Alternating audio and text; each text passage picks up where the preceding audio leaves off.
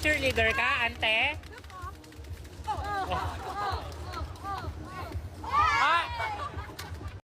Nakabalik agad ang Cheritigo crossover sa winning form matapos talunin ang Farm Fresh Foxes sa 4 na set sa score na 21-25, 25-14, 25-17 at 25-20 sa 2024 to 2025 PVL All-Filipino Conference na ginanap sa PhilSports Arena. Na-overcome ng crossovers ang pagkatalo sa unang set upang makakuha ng bounce-back win at mapabuti ang kanilang record na may 5 panalo at 3 talong record. Samantala, ang Foxes naman na nagmula sa panalo noong nakaraang laro ay hindi nakapagpanatili ng kanilang momentum at bumagsak na may 3 panalo at 4 na talong record. Pagkatapos matalo sa unang set, biglang nabuhay ang katawang lupa ng crossovers at sinungkit ang momentum. Mas lalo nilang hinigpitan ang depensa kaya napuwersang magkanda error ang Farm Fresh dahilan upang magiba nila ang receive at pasa ng Foxes.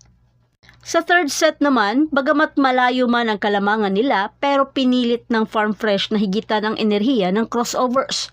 Pero karandang, ayaw paawat at lalo naman si Galang na tinapos agad sa isang down the line hit sa score na 17-25. Karga pa ng Cheritigo ang momentum na agad sinimulan ang pagiging dominante nito sa puntos sa score na 7-12. Agad na lumamang ng husto ang Cheritigo mula sa Farm Fresh sa ika-4 na set sa likod ng balansing laro ni na Zach Randang, Shaya Adorador, Ces Robles at Ara Galang.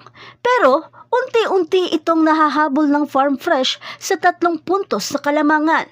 Kaya Ara Galang to the rescue at nagbigay ng klase-klaseng atake, bagay na di mapigilan ng Farm Fresh.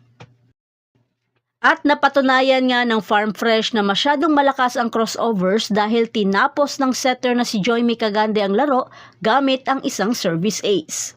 Pinangunahan naman ni Galang ang Cheritigo na may 20 points mula sa 15 attacks, 4 na block at isang service ace. Talagang all-around player itong si Ara, dahilan upang hiranging player of the game. Maglalaban naman ang crossovers para sa kanilang ikalawang sunod na panalo sa kanilang laban sa Zeus Coffee Thunderbells sa Huwebes, January 30. At yan ang lahat para sa ating update ngayon. Manatiling nakatutok para sa iba pang mga balita mula sa mundo ng Philippine Volleyball. Huwag kalimutan mag-like, mag-subscribe at i-spike ang notification bell para hindi ma-miss ang mga susunod na video. Hanggang sa muli, patuloy na mag-spike at mag-dig sa ating channel.